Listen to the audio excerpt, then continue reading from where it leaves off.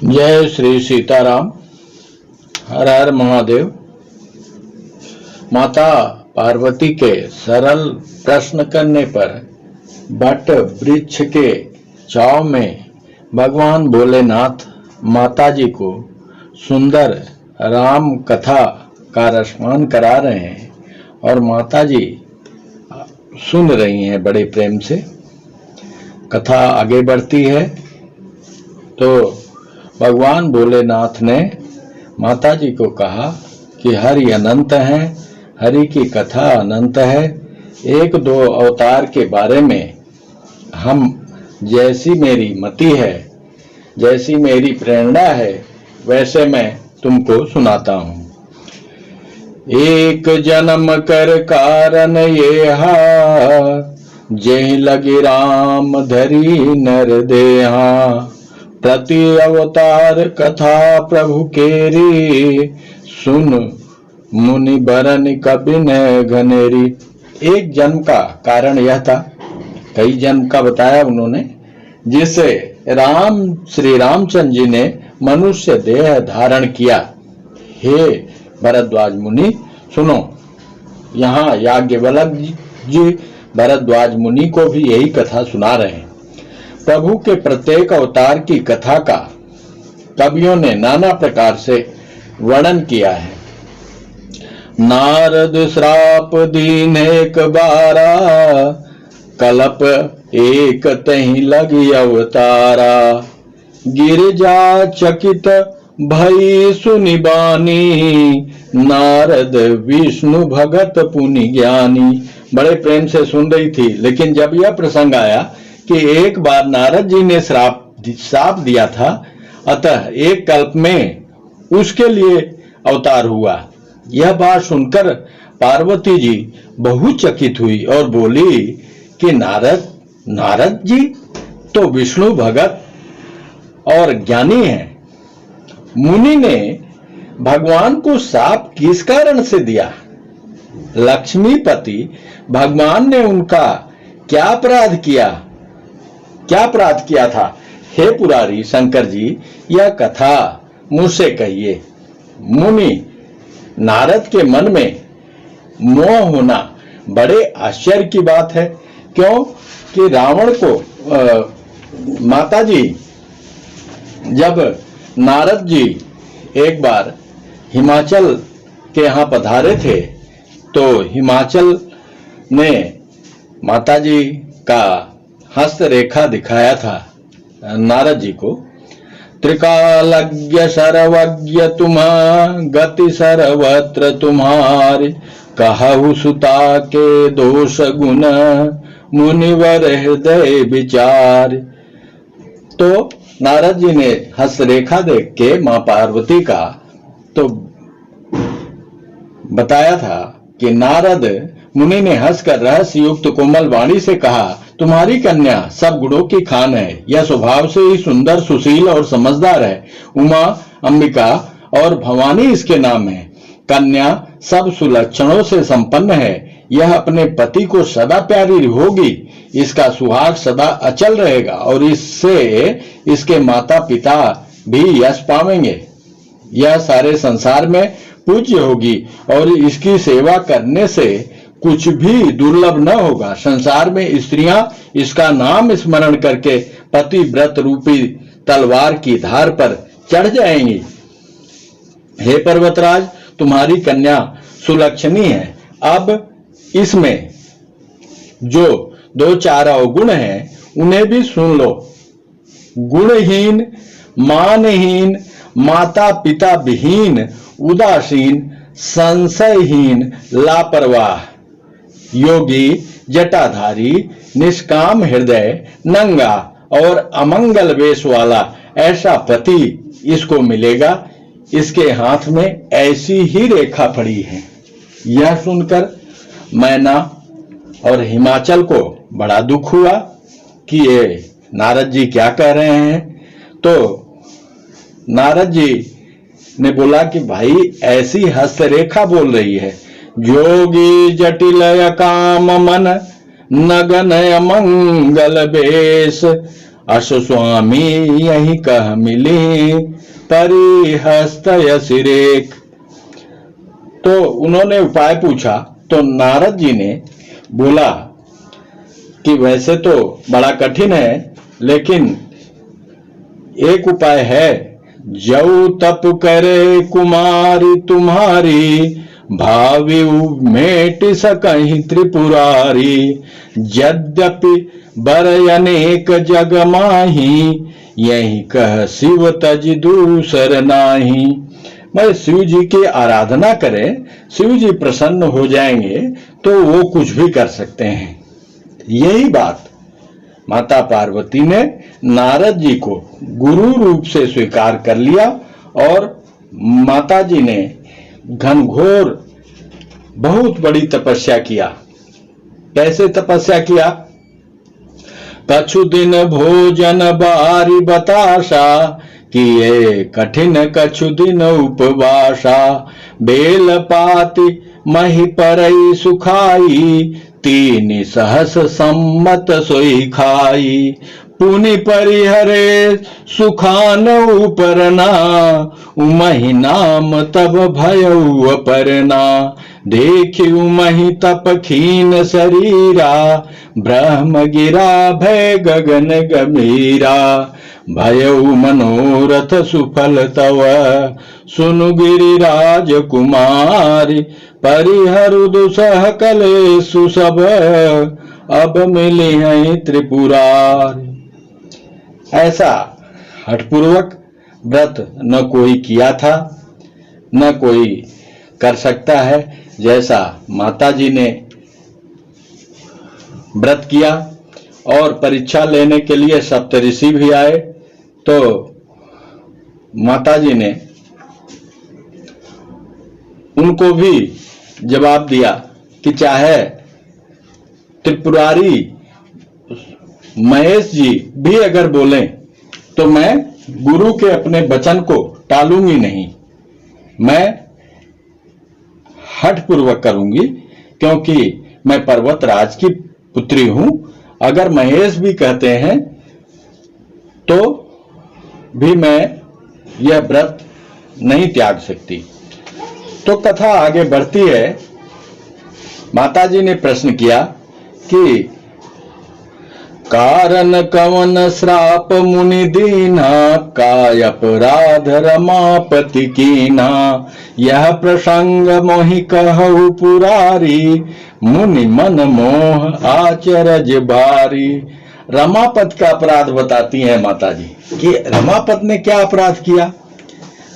और मुनि तो ऐसा कर नहीं सकते, क्योंकि मुनि के मन में मोह होना बड़े आश्चर्य की बात है। आप इसको बोलिए। बोले बिहसि महेश तब ज्ञानी मूढ़ न कोई, जहि जस रघुपति करहि जब, सो तस तहि छन होई। कहु राम गुण गाथ भरद्वाज, सादर सुनहु भव भंजन रघुनाथ। भज तुलसी तज मान मद। कहते हैं कि एक बार नारद जी नारायण नारायण करते हुए पर्वत, एक हिमाचल प्रदेश में एक जगह है, पर पर्वत, नदी और वन के सुंदर विभागों को देखकर नारद जी का लक्ष्मीकांत भगवान के चरणों में प्रेम हो गया। भगवान का स्मरण करते ही उन नारद मुनि के साप की, जो साप उन्हें दक्ष प्रजापति ने दिया था और उसके कारण वे एक स्थान पर नहीं ठहर सकते थे, गति रुक गई वह स्थान देखकर। और मन में स्वाभाविक ही निर्मल होने से उनकी समाधि लग गई। और समाधि भी ऐसी लगी कि वो अमरावती नदी के किनारे सुंदर दृश्य देखकर वो हरि भक्ति में जो है प्रसन्न होकर प्रभु के भक्ति में खो गए और समाधि लग गई। इंद्र के मन में यह डर हुआ कि देवर्षि नारद मेरीपुरी अमरावती का निवास राज्य चाहते हैं, नहीं तो उनको क्या जरूरत है ऐसी तपस्या करने की। जगत में जो कामी और लोभी होते हैं वे कुटिल कौवे की तरह सबसे डरते हैं। सूख हाड़ लय भाग सठ, सोन निरखी मृगराज, छीन ले जन जान जड़, तिम सुरपति हिन लाज। गोस्वामी जी कहते हैं जैसे मूर्ख कुत्ता सिंह को देखकर सूखी हड्डी लेकर भागे और वह मूर्ख यह समझे कि कहीं उस हड्डी को सिंह छीन न ले, वैसे ही इंद्र को नारद जी मेरा राज्य छीन लेंगे ऐसा सोचते लाज नहीं आई। हाँ, तो देवराज इंद्र ने कामदेव को भेजा कि जाके नारद की तपस्या को भंग कर दीजिए, क्योंकि वो मेरे राज्य को चाहते हैं।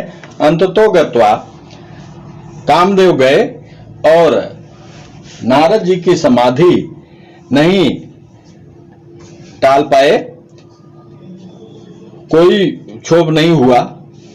तो काम कला कछु मुनिन व्यापी, निज भय डरे मनोभव पापी, सीम की चाप सकई को तासु, बड़ रखवार रमापति जासु। परंतु कामदेव की कोई भी कला मुनिवर पर असर न कर सकी।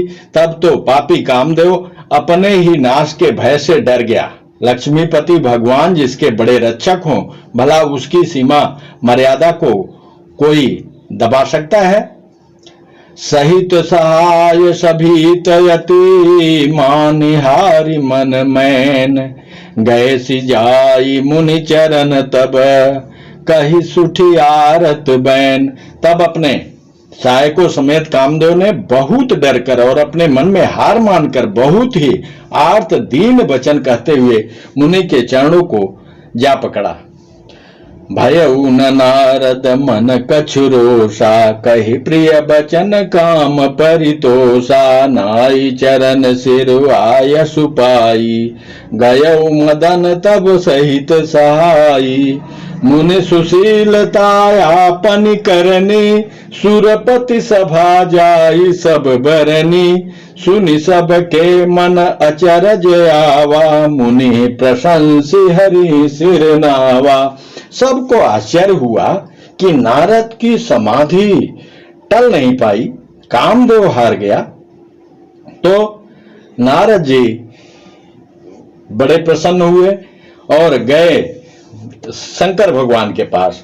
तब नारद गवने शिव पाही, जीता काम अहिमित मन माही। आप ही नहीं, हम भी कामदेव पे विजय प्राप्त करने वाले बन गए हैं और मेरे को जरा सा क्रोध भी नहीं आया उसकी नादानी का। मैंने उसको क्षमा कर दिया। वो गया इंद्र के पास। मार चरित शंकर ही सुनाए, अति प्रिय जानी महेश सिखाए। तब नारद जी शिव जी के पास गए। उनके मन में इस बात का अहंकार हो गया कि हमने कामदेव को जीत लिया। उन्होंने कामदेव के चरित्र शिव जी को सुनाए और भगवान महादेव जी ने उन नारद जी को अत्यंत प्रिय जानकर इस प्रकार शिक्षा दी। बार बार बिनवऊं मुनि तोहि, जिम यह कथा सुनायहु मोहि, तिमि जनि हरि सुनायहु कबहु, चलहु प्रसंग दुरायहु तबहु। जो मेरे को सुनाया यह कथा, ये कभी हरि को मत सुनाना, भगवान विष्णु को मत सुनाना। अगर प्रसंग चले तब भी इसको छिपा लेना। शंभुदेन उपदेश हित, नहीं नारद ही सुहान, भरद्वाज कौतुक सुनहु, हरि चावलवान। भगवान ने परहेज बताया कि ऐसा करना कि जो ये कथा सुनाया है ये भगवान विष्णु को मत सुनाना। क्यों? कि वो हित चाहते थे नारद का, क्योंकि विष्णु भगवान कभी भी किसी भक्त के अंदर अभिमान आ जाए वो एक क्षण भी नहीं बर्दाश्त करते। उनको ये बर्दाश्त नहीं होता, उस अभिमान का नाश कर देते हैं। तो लेकिन नारद को ऐसा लगा कि शंकर भगवान को इतनी बड़ी मेरी कामयाबी अच्छी नहीं लगी शायद। राम कीन चाहै सोई होई, करे अन्यथा अस नहीं कोई। शंभु बचन मुनि मन नहीं भाए, तब बिरंच के लोक सिधाए। एक बार कर तल बर बीना, गावत हरि गुण गान प्रवीणा। क्षीर सिंधु गवने मुनि नाथा, जह बस श्रीनिवास सुतिनाथा। गए क्षीर सिंधु में भगवान विष्णु के पास, नारायण नारायण गाते। हरस मिले उठी रमा निकेता, बैठे आसन ऋषि समेता। हरस भगवान विष्णु भगवान उठ गए नारद जी को देख के। अब देखो अभिमान कैसे अंकुरित होता है।